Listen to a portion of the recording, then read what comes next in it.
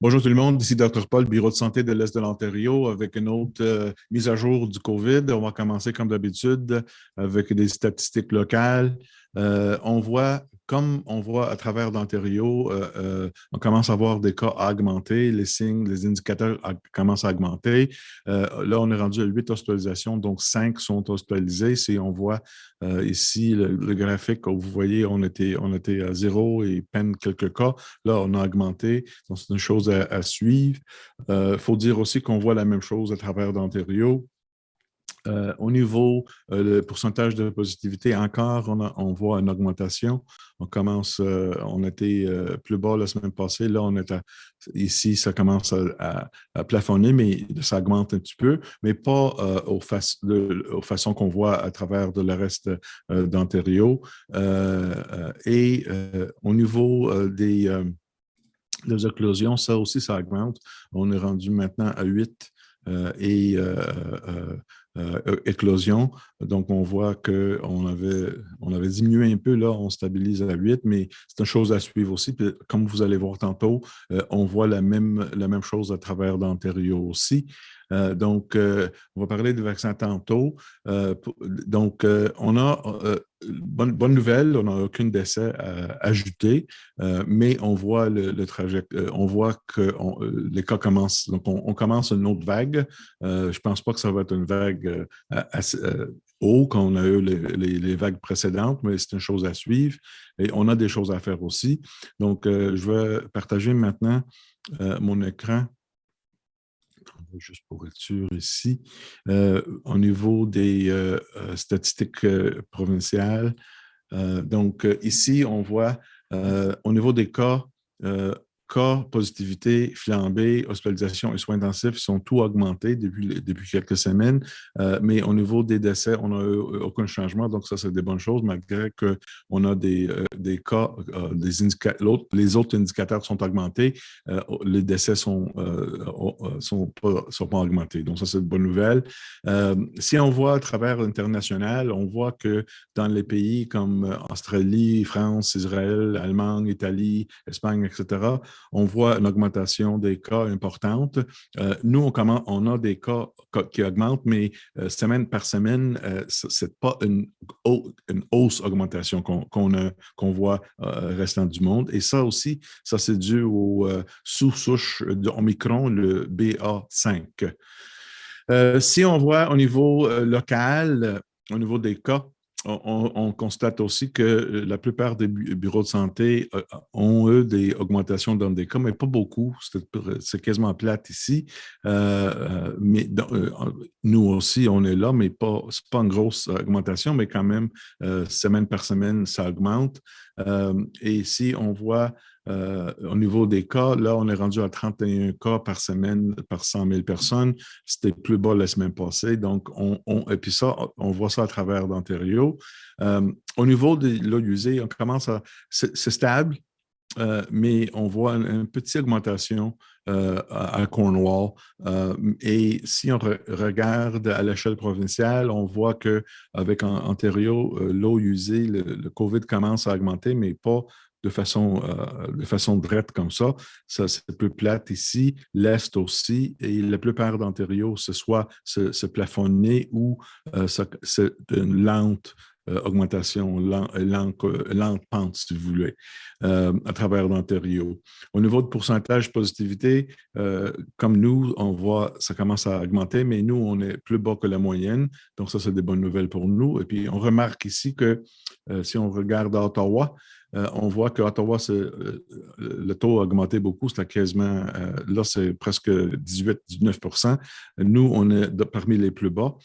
Mais quand même, ça augmente semaine par semaine. C'est une chose à suivre aussi.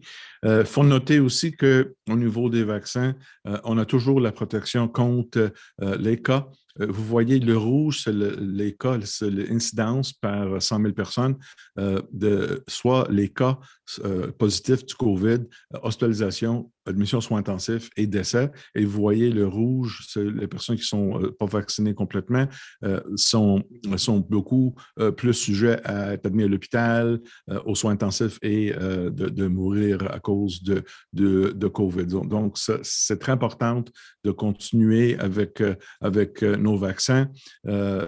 C'est parce que ça, je pense que ça, c'est l'outil que nous avons avec les autres mesures de santé publique, mais il nous reste les vaccins comme outils importants qui pourront vraiment contrôler ce vague qu'on est actuellement pour diminuer le plus possible, de le plafonner le plus vite possible. C'est une chose qu'on entendait, que ça va avoir des petites vagues, des hausses, des bas, des hausses, des bas. Et je pense qu'on se prépare aussi pour automne parce que là, on pense que peut-être à cause qu'on va refermer tout au mois d'octobre, novembre, peut-être qu'on va avoir une autre vague, mais à ce moment-là, c'est pour ça qu'on se prépare. Mais entre-temps, on a du travail à faire, comme vous allez voir, au niveau des vaccins. Donc, ici, si on voit le taux de vaccination, vraiment, on recommande à tout le monde, des personnes qui sont 60 ans et plus, d'aller chercher son 4e dose parce qu'on attendait qu'on aurait des cas pendant l'été et pour protéger les personnes plus vulnérables, comme vous avez vu dans les diapos avant, les personnes qui meurent, les personnes qui sont admises à l'hôpital, soins intensifs, sont les personnes plus que 60 ans, surtout 70 et 80 ans. Donc, c'est très important que ces personnes-là, c'est disponible actuellement parce qu'on attend dans le média, au 4e dose, ce n'est pas disponible. Oui, le 4e dose est disponible et recommandé actuellement pour les personnes 60 ans et plus, mais à peine qu'on a les personnes 60 ans, à peine 25 on a reçu leur 4e dose et vous voyez 60 des 80 et plus. Donc, ça, on a du travail à faire ici parce que ça va nous protéger, ça va diminuer les effets des cas qu'on voit, les cas qui augmentent. Et quand je dis les effets, les hospitalisations, mortalité, etc. Donc, ça, pour augmenter la protection, il faut augmenter la protection en 4e dose dans cette population. Et au niveau de la récente population, on a toujours des demandes du média. Quand est-ce qu'on pourrait avoir nos 4e doses? Quand est-ce qu'on va avoir nos 4e doses? Nous, on connaît que la 3e dose dure plus long que la 2e dose et donne une protection plus élevée que la 2e dose. Et on voit, c'est pour ça que nous avons recommandé la 3e dose à toutes les personnes de 12 ans et plus.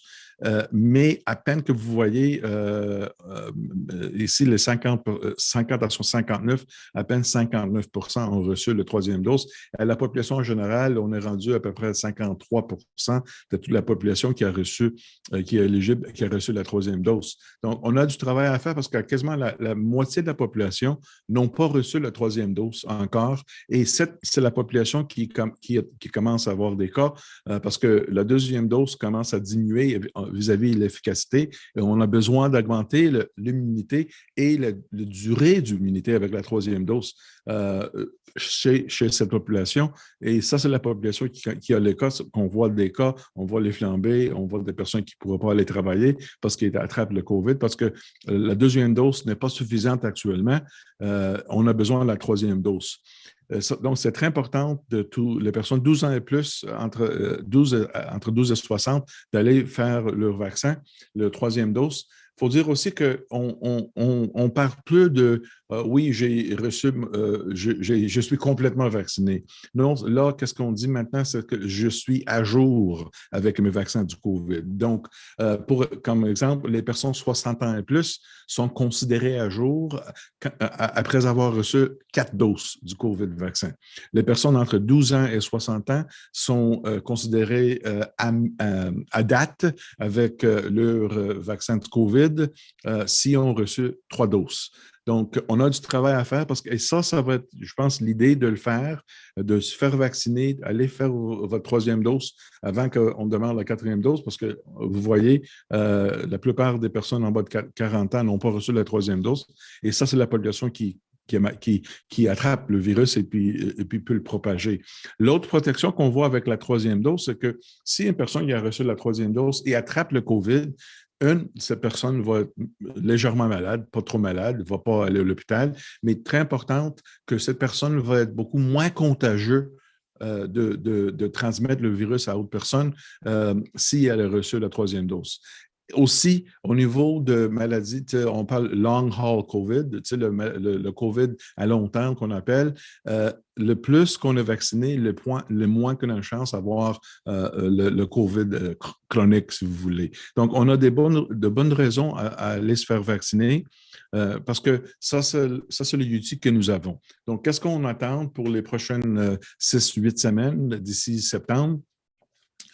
On espère qu'on va continuer avec les mesures de santé publique, lavez les mains, sortez pas quand vous êtes malade et portez les masques quand vous êtes à l'intérieur. Et même si vous êtes à l'extérieur avec beaucoup de gens de proches pour longtemps, au concert, des choses comme ça vaut la peine de porter votre masque, surtout si vous êtes vulnérable ou si vous êtes autour des personnes vulnérables, surtout à l'intérieur.